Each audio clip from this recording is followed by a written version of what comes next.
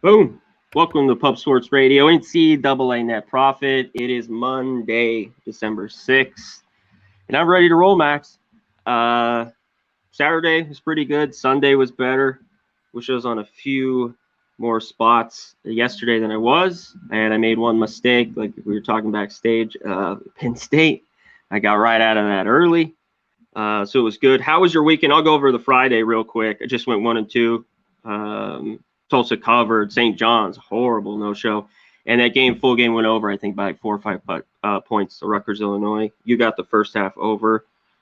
Just touch on some of that Friday or maybe on the weekend, and we'll just get to today. We got a short card. We're going to rip right through it on this Monday.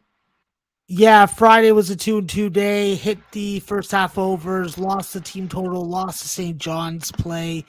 Just a no-show, I think that that was definitely a perplexing performance. It reminded me of a person who has sex with goats. And I don't really support that type of bestiality, So I think that when we look at it, it's a game that St. John should freaking wipe from their memory. And games like that are the reason why this team is not winning the Big East. So rip your goddamn futures tickets up. They ain't winning it. They are not. But I got my money back with them yesterday, Max. I thought that total was low with Fordham, and it went over. Absolutely. That was an easy over spot. It looked easier than it was. If you were betting the ladder up on it, that probably didn't work out well for you because that line was as high as in the 170s at points in the first half. For me, Connor, Saturday was an absolute bloodbath. I spent most of the night under bridges getting simultaneous hand jobs from ladies of the night. It was rough. I needed medical aid afterwards, and I don't want to have to go back to that. Sunday was like a fucking call to Jesus, all right? It was just night and day. Made my money back from Saturday, doubled up, and just started with like a huge day with Fairfield Northwestern just to start me off. It was nice. I'm hoping I can bring that good energy, that good aura, and that under the bridge hand job receiving karma into the show today, and hopefully we can make some money. Hell yeah. We're just real quick on yesterday. A lot of the spots came through that, that I liked, that I wish I could have been on a few more. Let's just touch on a couple. Like Minnesota beat Mississippi State by 5 of those solid. One I want to been on huger that it just was VMI Seattle, that over, Max. That was a solid play there. Xavier, too.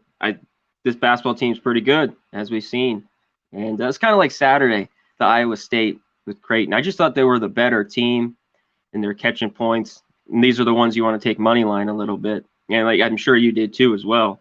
So just looking for those spots. Catching early on, we're starting to get, 10 games in. These teams were starting to get a feel here early on and really get going on college basketball. So I love it. Let's get to today, the short card. Let's get to it. Let's have a solid day here. We got a short one, so we're just going to run through them real quick and give you our looks on the short card. Let's start with the early one.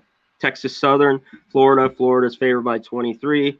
Total's right around 139. What do you got here? Yeah, Connor, for me, this is a spot where I think it's too many points for Florida. While Florida definitely has the names on the roster, the DFS lineups for you, I just don't think that Texas Southern is going to be stopped in the area that Florida's defense is strongest in. That's 3-point defense. Texas Southern goes to the rim. They're a strong rebounding team. They get on the glass. They get those second chance opportunity scores. And I think that's what's going to help Texas Southern stay in this game tonight. I think that when you look at it, Florida has had troubles handling the ball with Tyree Appleby. This is the guy that's now been there a couple years. We're expecting a lot better from them. But when you have a coach like Mike White, sometimes you can't reach your potential. So shout out to Andrew Nemhard from getting away from that freaking cuck.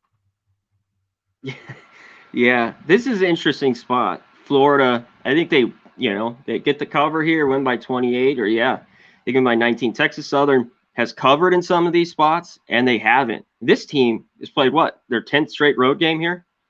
I mean, Oregon, St. Mary's, Washington, NC State, BYU, La Tech. Wow. This holy shit.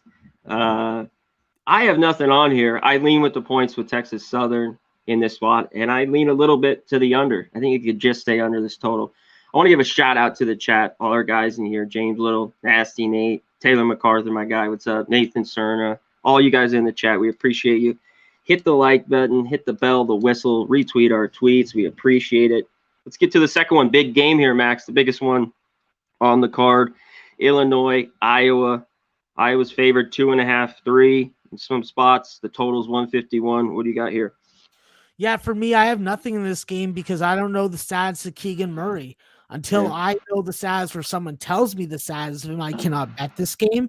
If he is in the lineup, I will take Iowa because, like we've seen already early on in Big Ten season, it is very hard to beat a Big Ten team at home in conference.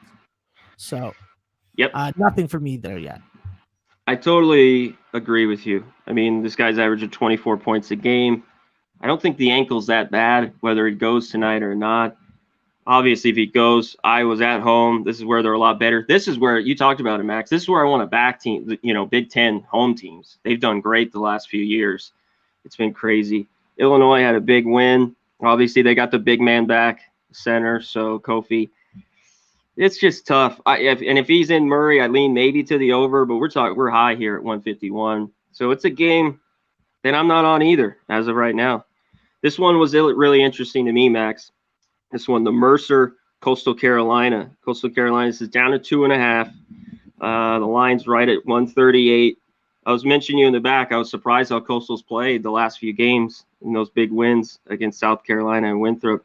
I like Mercer. They can fill up the bucket. They're not very good on the road. This isn't a crazy trip to Coastal Carolina. This did open at 4. It's down to 2.5. Man, I like both ways on this one. This one is difficult for me. And I lean to the over a little bit. This has dropped the total. But I was talking to you. I think it could get over this total at 138. But what do you like here? Yeah, this is a game where Mercer definitely has some question marks injury-wise with Gilson possibly not playing. And that's one of your better rebounders and front court players alongside Felipe Haase. So that's going to be interesting to see if he plays. I think that when you look at Coastal Carolina, a lot of people thought that, well, you lose Devontae Jones, you lose DeAnthony Tipler. Well, now we know why.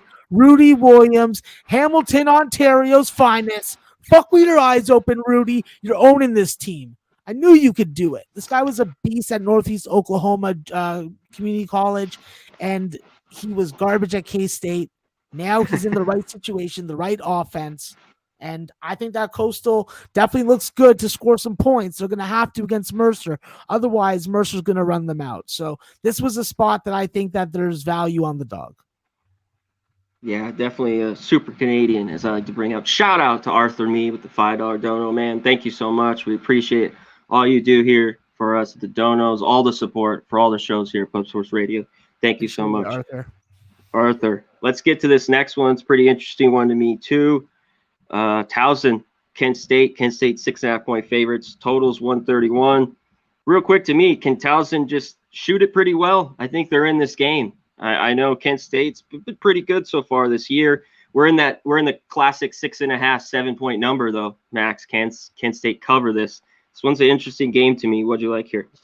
Yeah, I think that if you like Kent State, you missed the best of the number because this was 5 and a 5.5 for over 10 hours. So you definitely have to think about that when it comes to betting this game now at that dreaded number, Connor. And when I look at Kent State, I have to look at the personnel. I have to look at what Kent State is going to have to deal with when it comes to this physical, old school basketball playing team in Towson. Towson still is working Jason Gibson back into the lineup. So not having him definitely takes away. But what we've seen from Cam Holden is that he's been able to fuck with his eyes open. He fucked with his eyes open at UT Martin. Now he's doing it at Towson. Towson always needs that ISO alpha, and that's him right there. I think that when you do have the reliance on complementary scoring from the likes of Terry Nolan Jr., Nicholas Timberlake, that's where I start to get a little sketched out because while Kent State may not be this like bullet buster that we saw last year, this is still a team with a good 6-man in Malik Jacobs that I rag on pretty often. And then they have that really nice experienced backcourt of Giovanni Santiago and Sincere Carey, who transferred from Duquesne to bang his girlfriend on a regular basis. So now he's playing on the basketball team as well as banging his girlfriend on a regular basis. So let's stop and let's applaud him. Go, Sincere, go. Get that boom boom. But I just think that Towson's not going to be able to bully them around. I think that while they played a tough schedule, this is where I think that the buck stops. I think that Justin Hamilton gives you that rim protection and low block scoring. And I think that your experienced backcourt leads you to a win in a game that they have to show up. Otherwise, they're getting knocked out. Yeah, that's scary. I see this one's tough for me. I wanted some more points here, Max, like you with Towson to take them. Just I need a few more, 8.5, 9 to maybe look at them. Kent State, like you talked about, pretty good guard play, make their shots, decent free throws. So, yeah, damn, it's this card's kind of I think in spots, but I don't know how many bets I will have today. Let's get to the next one. Delaware State, Liberty, huge favorites, 22.5. Totals 127. Liberty, can they cover this? And can this even stay under at 127? What do you got here, Max? Listen, I think that this game stays under. I think that Liberty is going to have their own problems scoring the basketball tonight. When I saw the team total at 74 up from 64 in the Missouri game, it definitely put me off of it and made me even think about like maybe this is an under situation, take that team total under. It's a lot of points for Liberty, even though we've seen them be more comfortable scoring at home. I think that at the end of the day, this is just too many points for me to lay with Liberty, even though they'll probably make me look bad and cover the spread tonight. Delaware State's done a good job in some decent matchups of playing 40 minutes and not playing 20. And with a team like this not being able and not wanting to give up, that makes them have the advantage when we're talking about a number like this. And at this situation, you play the number, chances are more likely that team is not going to cover that amount of points in this day and age with as much parity as we have in Division I basketball. So I like the big dog and I like the full game under. And I'll also say this, the Master Jedi is on this under. That means I like it that much more. So maybe put a couple more bucks on it. Yeah, I like it as well. It is a big number. Liberty's a lot better at home, like you talked about. 23, it's just something I don't regularly want to do, Max, is laying 23 with Liberty and betting on it. My own goddamn money. So you're exactly right there. Let's get to the next one. NC Central, the Citadel. Here's another team. I know this is 9. Usually I like catching points with Citadel because their defense, they can't score. We got a high total here, 149.5. What do you like here?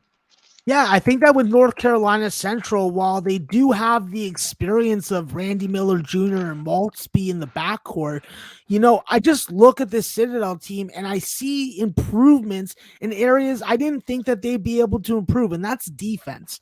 Right now, based off their numbers, minus some games against some non-D1 opponents, this Citadel team has performed pretty well defensively in games that, maybe they should have lost by 10 more points. I'm not saying that they're a top 25 defense in the nation. They're going to stay there, but right now they are.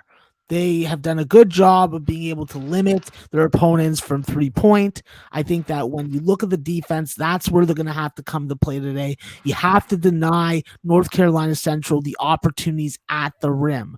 This is a team that definitely wants to get up more shot attempts than we're used to seeing. Citadel's going to have to shut that down. I think that Citadel can minimize some of their issues at the free throw line with some good driving. This is a team that can pass over a defense.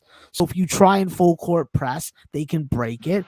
And with their ability to go to the rim, it's hard not to like them at this number in this spot. I think that when you look at the end of the day, ball facilitation is going to be key.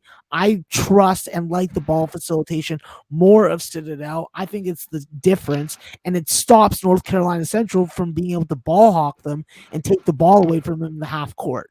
This is a better ball movement, ball handling team, and they show that tonight, and they dominate at home. Yeah, and if the shots are dropping, yeah, for sure. So that's the big key with Sid. If they're draining those threes, they could go and win away here. This one, interesting spot here. Presbyterian versus Morehead. The Blue Hose, 10.5, spreads 10.5. Low total here, 122. When I see always low total, when I'm over 10 points, it makes me always look to the dog. It's just kind of simple, handicapping from day one, Max. But what do you like here? Yeah, this is a spot where I don't know what type of Morehead team we're going to see. Are we going to see a Morehead team that wants to just run it through John A. Broome and let him run some clock off and then score it on his own? Or are we going to see freaking Trey Hollowell and company and Jake Wolf take over from the backcourt? I'm just not sure with this Morehead team right now. I think that one thing you definitely have to do is keep Skylar Potter off the glass, off the free throw line. And when we look at this Presbyterian team, this is a team that when I see their games lined in the 130s, I look towards that under. When we look at their point range unders this year, when we've seen them in that point range, they've gone under every game. But we haven't seen them at this kind of number. We've seen Morehead twice, and they've gone over and they've gone under once. So not enough to really make an educated, informed decision on it. But what I do think is that if this game is close, which I do think it's going to be, we're going to see Rayshawn Harrison get the ball run through him every opportunity down the floor. It's going to result in free throws. This game is going to get extended. Presbyterian doesn't give it up. And I do not think that they're looking to have another road performance like they did against Tennessee. This is an opponent that isn't going to be able to score like that against them. It's the dog, and it's the over for me in this situation. Yeah, this is the dog for me. I know I had them, and they blew it. I mean, I got to say, the Presbyterian just, they show up Cincy, Tennessee, one of these better just all-around teams. They get smacked around. But Morehead laying almost 11, I think it's too many points. And I think the total might be too low, too, Max. I mean, obviously, this could be 60-58, but at 122, I think it could slip over as well. I think it's a bit low here as well. Let's get to this one. Columbia, Colgate. Columbia, not a very good basketball team. Colgate, 21-point favorites. High total, 149. What'd you like?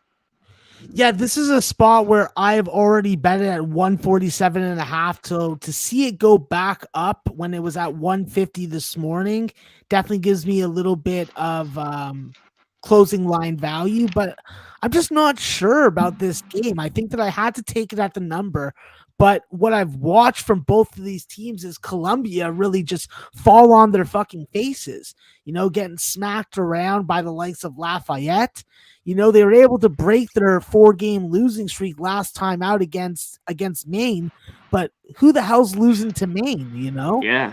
So I just think that this Columbia team is in for a freaking world of pain. I think that when I look at this game, I want to see two-sided scoring, but I very easily could see Colgate doing the bulk of it. They're an embarrassment of their own right now, and it's hard to lay fucking these type of points with either of these teams. So from a spread perspective, it's just a pass and an in-game type play. But from the total, I think that this still could get into that 150 to 155 range. Okay. Jot that down. Here's a big number. Alcorn State, Houston. We've seen Houston. Sometimes they smack these teams, win by 40, 50. Does it happen again? You look at Houston's team total. Alcorn State's not very good. Total's right at 132.5. What'd you like? Well, we're going to know early on how Houston is taking this game. We're hoping that we see the same kind of effort in the first half that we've seen in the previous 2 games. I think that with this Houston team, they continue to dominate on the offensive glass. They're getting a lot of good ball facilitation, and guys like freaking Kyler Edwards and Marcus Sasser are shooting the majority of the 3-point shots. So the numbers are looking good from that aspect. I think that's all about Houston and their motivation. If they have the motivation to run Alcorn Alcorn out of the building early, like they did against Bryant and like they did against Northwestern State, then this is a spot where I think that team totals will have value. And I think that Houston should end up smashing them. I don't think that there's any reason why Coach Sampson, with his killer instinct, is going to tell these guys to take their foot off their throat. All right, a couple good ones here to end the night, Max. So rematch, New Mexico State. Now they're at the Pit, New Mexico. New Mexico State's favored 4.5 here. Total 150. We were talking in the back before this. It was 101-94 New Mexico just last week. Yeah, I think the second game you want to look to the under, but I don't know. We'll see if this can stay under, because I don't know if it can. The way New Mexico's just going up and down. Let me know what you like in this game. Well, Connor, I think that what's interesting about this total and the line is that we've only seen a 5-point increase from opener to opener. I think that when we look at 195 points being scored in a game, yeah, that's definitely the logical play, is to take that under next game. For me, I'm not logical. I'm not gonna use logic. I'm not gonna fucking summon my inner Vulcan. I'm going to fucking go and be like, this is a emotional spot. This is a situational spot. The number that I have likes New Mexico State. I think that New Mexico State, without Chris Jans, this coaching staff coaches that much harder. I think that this team plays that much harder for their coaching staff because of the embarrassment of losing. Literally, New Mexico shot the lights out, also had the distraction of the power outage. And is Jalen House going to have that outlier type performance again? I think he's capable of it, but I'm not going to put my money on him and Jamal Mashburn having that success today.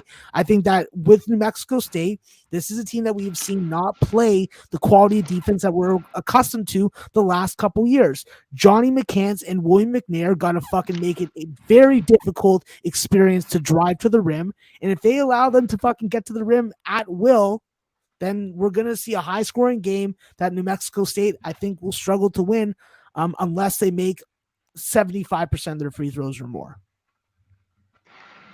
Yeah, this is tough for me because New Mexico State wants revenge, but it's not easy to go in the Pit, go there and win by 5 here by margin. That's what is keeping me off. And then you talked about the total. I'm just off as well. I think this is an in-game bet. Yeah, can they score 32 again? And maybe, like you said, but I don't think so.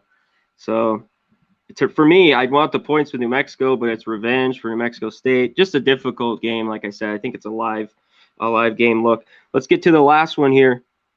San Jose State, Pepperdine. Pepperdine's favored by 4.5. Its team isn't very good, 2-8. Now they're laying about 5 points here. We've been a little bit surprised in San Jose State. Even though Pepperdine's a team in the past that, scores, I've usually liked their overs, Max. San Jose State has kept games under, and I lean towards the under here a little bit at 138. I also like the points with San Jose State. What do you like here? Yeah, listen, I hate to sound like I'm following the crowd, but yeah, the number says under. Let's not confuse ourselves. Pepperdine, UC Santa Barbara, that was an outlier type game for them. I do not think that is going to be the norm. And I think that when you look at this San Jose State team, while I do think they have the capability to beat you on the baseline, to hit some corner threes with some driving kicks, I don't trust it consistently throughout the course of 40 minutes of the game. I think that they're good for a run or two. I think that when you look at it, I can't trust or lay points with Pepperdine when you tell me that, I'm relying on Keith Fisher, Jan Zedek, and freaking Jade Smith to lead my offense. There isn't a guy in there that inspires a ton of confidence in me. I think that there's value with San Jose State as a first half money line play. And I think that with the under, I think that we come back to earth, and I don't understand why this line is moving. I've already said I am going to just wait. Maybe I get 140 and then I'm fucking hitting that under, because I don't see this game getting to where the number is right now. Alrighty, that does it. Quick card here. Let's get to the commercials. Ask us questions. We're going to come back. Run the commercials. We'll be right back. Hit us with the questions, and me and Max are out of here. We'll give our best looks. We're out.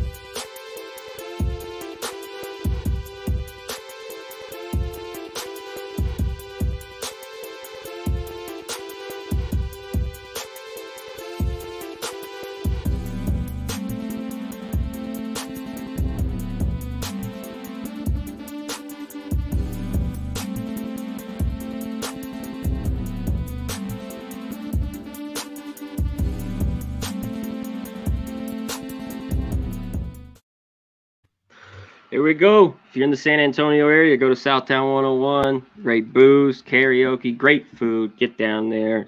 Southtown 101. Go to manscaped.com. 20% off. Get the Lawnmower 4.0. Get all the good stuff at Manscaped. We love them. Get it. And go to mybookie.ag at promo code PubSports. Use the Bitcoin. Put 1,000. You get 1,000 back. If you use your debit or credit, they give you half. Put $1,000. You get 500. And get the pub rub, 2 for $25. Get it on the meats. Rub your meats. Get it seasoned. Get it on the chicken. Get it on the steak. Get it on the grill, baby. Let's get it. And you could dip it in Max's honey right after on that chicken. No doubt. Never honey mustard. Never honey mustard, for sure. You know what, Remos? I don't know. I like the points as well. This might be a double up for me. I'm not sure. I am on the under. And like Max said, I'm just going to wait a little bit longer. It's moved up a little bit. I think we might move up another point in that one. I saw one earlier, Max. We talked about it. Bill McDonald. I lean Mercer, Coastal over. What about you? I saw his question from earlier. I think that this is a game where Coastal has to score. We know Mercer is going to get up and down the floor. We know Mercer's going to extend games. So there will be points in the second half, regardless of what the score is. All right, shout out. That's about it. Any other questions anyone has? Bills or Pats? It's going to be cold. This is a college basketball show, but I lean the Pats with the points. They're 5-0 on the road.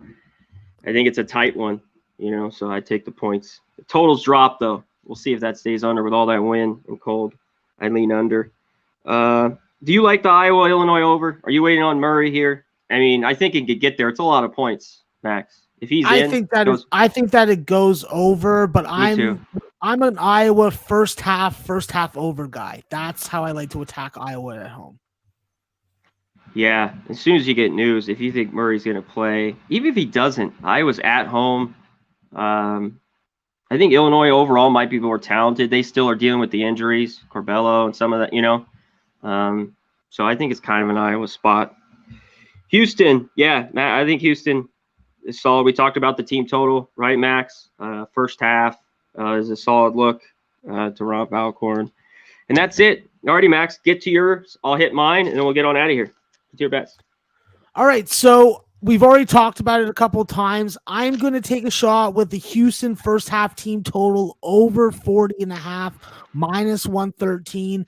This is a play where I think that if we continue to see the pattern that we're seeing against an opponent that, although does play a slower tempo, I don't think it's going to matter. I think Alcorn's going to have to play Houston's game. I think Houston gets off to a good start, and we're going to know a lot by halftime with this game. So let's go with the first half. Over 40.5, minus 113. And I think that with Liberty and Delaware State, this is a game where I just have to take the under. I got to ride with my master Jedi of unders. He taught me everything I know about unders, and I have to put that to work and put that money in your pocket with you guys also. So let's fucking jump on some Liberty, Delaware State Hornets under full game. And excellent. My last play, Connor, I only have one more. Is going to be San Jose State first half money line. I think that at plus 145, this is a nice shot on a dog.